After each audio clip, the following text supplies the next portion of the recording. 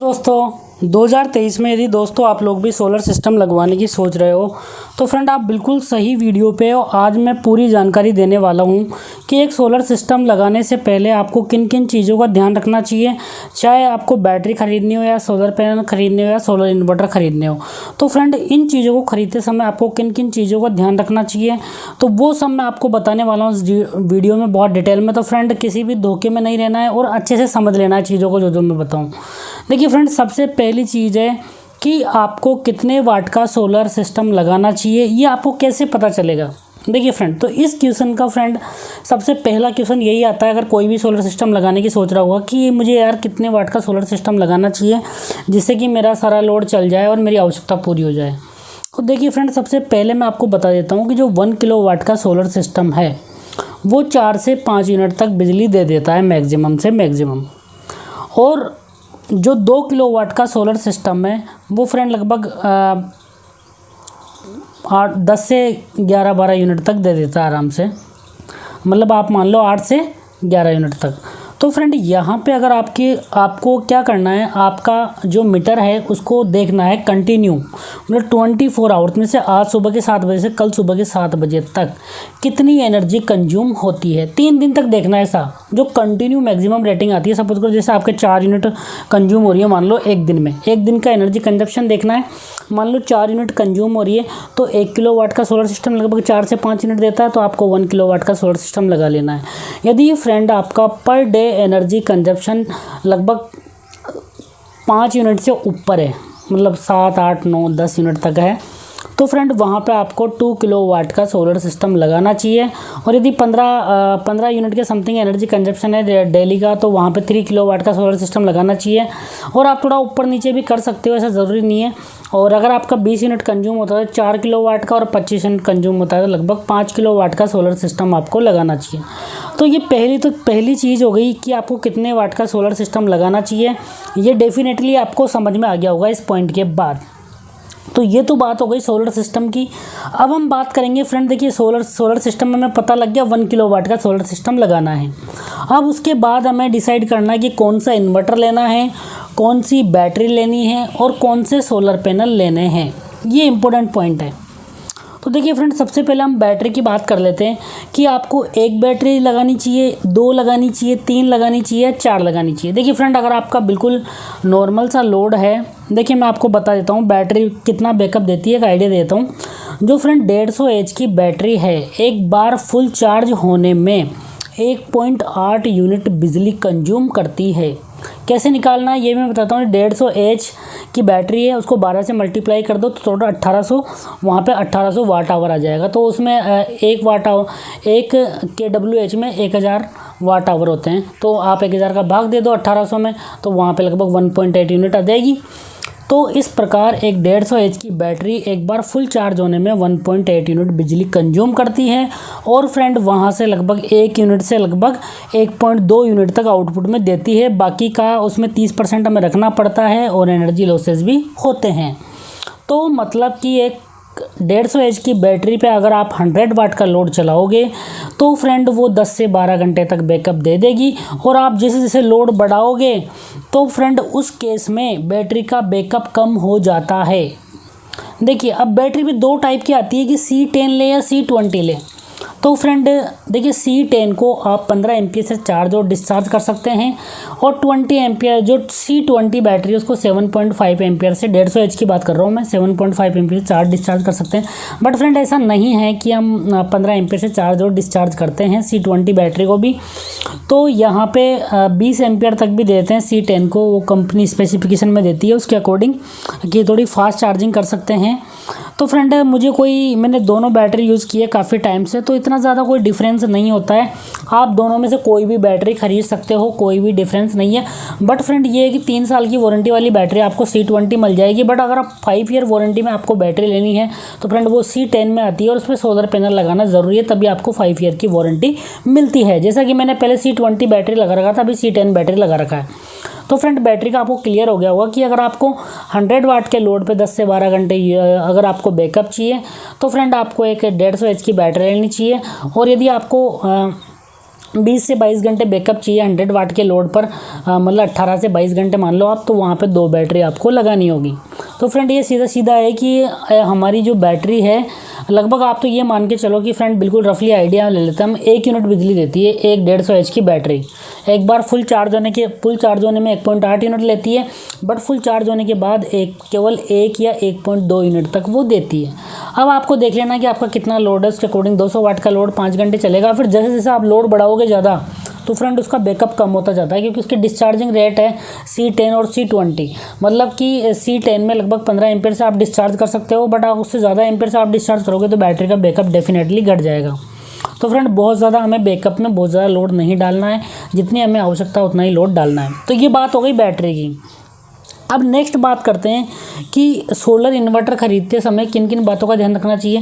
तो देखिए फ्रेंड, कभी भी सोलर सिस्टम लगाने के लिए आप इन्वर्टर को डिफाइन मत करो। जैसे आपके हमारे 405 यूनिट कंज्यूम होती है, तो इसका मतलब ये नहीं है कि आपको इन्वर्टर मतलब कितनी रेटिंग का लेना चाहिए। ये फ्रेंड आपके लोड पे डिपेंड करता है कि आपका मैक्सिमम लोड कितना है। सपोज करो जैसे मेरा लोड है लगभग 500-600 वाट का रहता है, तो मुझे 1 kVA का सिंगल बैटरी वाला इन्वर्टर से मेरा काम चल जाएगा। बट फ्रेंड मेरा लोड ज़्यादा रहता है, 800-900 वाट का लोड रहता है, तो फ्रेंड उस केस में मुझे डेफिनेटली डबल बैटरी वाला इन्वर्टर लेना चाहिए। फिर उसके डबल बैटरी में आपको मिल जाएगा काफ़ी रेंज तक, लगभग 1500-1600 वाट तक लोड तक मिल जाएगा। उसके बाद और ज़्यादा लोड चलाना है फ्रेंड, अगर 3000 वाट तक का लोड चलाना, तो फ्रेंड वहाँ पे 3 और 4 बैटरी वाले इन्वर्टर आपको मिल जाएंगे। तो फ्रेंड रफली आइडिया, अगर 500 वाट का बिल्कुल लोड चलाना है तो सिंगल बैटरी वाले इन्वर्टर से काम चल जाएगा, और लगभग 800 से लगभग 1000, 1200, 1500 वाट तक का लोड चलाना तो आपको डबल बैटरी वाला इन्वर्टर डेफिनेटली लेना चाहिए। तो ये तो बात हो गई। इसके बाद फ्रेंड देखो, सोलर इन्वर्टर की हमने केवल अभी इन्वर्टर की बात की है, तो सोलर की वहाँ पे सोलर इन्वर्टर की हम बात करेंगे तो फ्रेंड वहाँ पे चार्ज कंट्रोलर की भी हम बात करेंगे कि चार्ज कंट्रोलर कितने पैनल सपोर्ट करता है। मान लो आपको 1000 वाट के पैनल लगाने हैं, तो डेफिनेटली 50 से 60 एम्पीयर का सोलर चार्ज कंट्रोलर वहाँ पे होना चाहिए। आपको देख लेना है कितने वाट के पैनल सपोर्ट करता है। सपोज करो मुझे 1000 वाट के पैनल लगाना है, 1000 वाट तक सिंगल बैटरी वाला इन्वर्टर आता है, वो सपोर्ट कर जाता है। अब मुझे लगभग 2000 वाट तक के पैनल लगाने तो डबल बैटरी वाले इन्वर्टर पे लग जाते हैं वहाँ पे। तो आपको देखना है कि आपको ऐसा इन्वर्टर लेना है 2000 वाट तक के पैनल सपोर्ट करे। फ्रेंड वहाँ पे 2 प्रॉब्लम और आती है कि PWM ले या MPPT ले, वहाँ भी 2 टेक्नोलॉजी आती है। तो फ्रेंड MPPT लेना है, डेफिनेटली वहाँ पे एफिशिएंसी काफ़ी अच्छी होती है। और MPPT पे क्या है फ्रेंड, आप 12 वोल्ट मतलब 24 वोल्ट के पैनल सिंगल बैटरी पर भी लगा सकते हो, जैसा कि मैंने UTL गामा प्लस पर लगा रखा है। और 12 वोल्ट के पैनल भी 2-2 की सीरीज बना के आप आराम से लगा सकते हो, कोई भी दिक्कत नहीं है। बट फ्रेंड यदि आप PWM सोलर इन्वर्टर लेते हो तो वहाँ पे सिंगल बैटरी पे 12 वोल्ट के पैनल लगेंगे और डबल बैटरी पर 24 वोल्ट के पैनल लगेंगे। तो फ्रेंड ये बात हो गई इन्वर्टर की, मैंने क्लियर कर दिया इन्वर्टर किस प्रकार लेना। आपको पैनल देख लेना, आपका लोड देख लेना है कितना है, और वहाँ पे आपको टेक्नोलॉजी देख लेनी है PWM है या MPPT है। तो ये तो बात हो गई फ्रेंड। और एक चीज़ और बहुत इंपॉर्टेंट है कि आपको VOC भी देखनी है। मान लो आपके इन्वर्टर की VOC है 45 और आपने जो पैनल लिया 24 वोल्ट का, उसकी VOC है 55, तो फ्रेंड उसको वो सपोर्ट नहीं करेगा। तो हमें जो हमारा सोलर इन्वर्टर है उसकी VOC भी चेक कर लेना है, कितने वाट के पैनल सपोर्ट करता है, और PWM है या MPPT है। ठीक है, तो ये क्लियर होगा इन्वर्टर कौन सा लेना है आपको, बिल्कुल क्लियर हो गया होगा। अब इसके बाद हम बात करते हैं फ्रेंड कि सोलर पैनल खरीदते समय किन किन बातों का ध्यान रखना चाहिए। देखिए बहुत ही डिटेल में आपको बताऊंगा। देखिए फ्रेंड, जो सोलर पैनल की VOC और ISC होती है, ये फ्रेंड बताती है नो लोड पे आपका सोलर पैनल कितनी पावर देगा। तो इन दोनों को हम मल्टीप्लाई करेंगे, VOC और ISC को, ओपन सर्किट वोल्टेज और शॉर्ट सर्किट करंट को, तो फ्रेंड ये आपके पैनल की क्वालिटी को बताती है। तो सबसे पहले आपको VOC और ISC देख लेना है, और आपके इन्वर्टर से मैच हो रही है या नहीं हो रही है ये भी आपको देख लेना है। दूसरी चीज़ होती है फ्रेंड Vmax मैक्सिमम करंट और मैक्सिमम वोल्टेज फ्रेंड, और Pmax मैक्सिमम पावर। तो फ्रेंड ये वो पावर होती है जो कि एक्चुअल में हमारा पैनल देता है। मतलब VOC और ISC को हम मल्टीप्लाई करेंगे तो फ्रेंड थ्योरेटिकल पावर आएगी जो कि हमारा पैनल बिना लोड के देता है। बट फ्रेंड लोड लगाने के बाद जो हमारा पैनल मैक्सिमम पावर देता है वो होती है Pmax, मतलब एक्चुअल पावर जो कि हमारा सोलर पैनल देगा लोड लगाने के बाद। तो फ्रेंड इन दोनों का रेशो 0.7 से 0.8 के बीच होना चाहिए। इसकी वैल्यू जितनी ज़्यादा होगी हमारा पैनल उतना ही बेटर क्वालिटी का होगा, उतना ही अच्छा हमें आउटपुट मिलेगा लोड के साथ भी। तो फ्रेंड हमें इसको बोलते हैं फिल फैक्टर।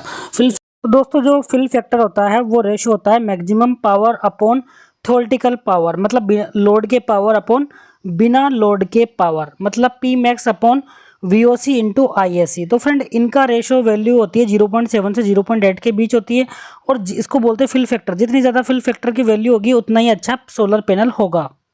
इसकी हम बात करते हैं NOCT, normal operating cell temperature. अगर फ्रेंड इसकी वैल्यू भी ज़्यादा से ज़्यादा होना चाहिए, देखो ये डिफरेंट एरिया पे डिपेंड करता है। इसको बोलते हैं नॉर्मल ऑपरेटिंग सेल टेम्परेचर, मतलब कि ये आपके पैनल का मतलब मैक्सिमम इफिशिएंसी इस पैनल पर देगा जो कि इसका नॉर्मल टेम्परेचर है। तो फ्रेंड इसकी वैल्यू, जैसे हम राजस्थान में रहते हैं तो फ्रेंड इसकी वैल्यू ज़्यादा से ज़्यादा होनी चाहिए। जो बहुत सारे बताते हैं यूट्यूबर, आपने देखा होगा कि धूप बढ़ने पर सोलर पैनल का आउटपुट कम हो जाता है। तो फ्रेंड वो NOCT कम होने के कारण होता है। यदि आपकी सोलर पैनल की NOCT 20 वोल्ट है और बहुत ज़्यादा 20 डिग्री सेंटीग्रेड है और बाहर का टेम्परेचर 45 डिग्री सेंटीग्रेड हो रहा है, तो फ्रेंड डेफिनेटली आपके पैनल का जो डिग्रेडेशन है आउटपुट का वो कम हो जाएगा। तो फ्रेंड NOCT यदि आपके एरिया के हिसाब से देखना है, यदि आप हिल एरिया में ऐसी जगह रहते हो जहाँ धूप बहुत कम होती है तो वहाँ पे अगर NOCT कम होगी तो भी चल जाएगा। बट फ्रेंड आप ऐसी जगह रहते हो जहाँ पे टेम्परेचर 40 से 45 डिग्री सेंटीग्रेड ज़्यादा, तो फ्रेंड वहाँ डेफिनेटली आपको कंसिडर करना है कि आपके पैनल की NOCT ज़्यादा से ज़्यादा हो। बहुत सारे लोग बताते हैं फ्रेंड यूट्यूब पर कि जो मोनोपर्क सोलर पैनल है उनकी एफिशिएंसी पॉलीक्रिस्टलिन से कम हो जाती है धूप बढ़ने पर। तो फ्रेंड वो NOCT का कॉन्सेप्ट है पूरा का पूरा नॉर्मल ऑपरेटिंग सेल टेम्परेचर। अगर जिस पैनल का कम होगा तो जैसे ही धूप बढ़ेगी उसका आउटपुट डिक्रीज हो जाएगा। तो फ्रेंड NOCT हमें अच्छे से देख लेना है पैनल की। Thank you so much. ये था हमारा वीडियो आज का। प्लीज़ अगर आपको वीडियो अच्छा लगा हो तो चैनल को सब्सक्राइब करें।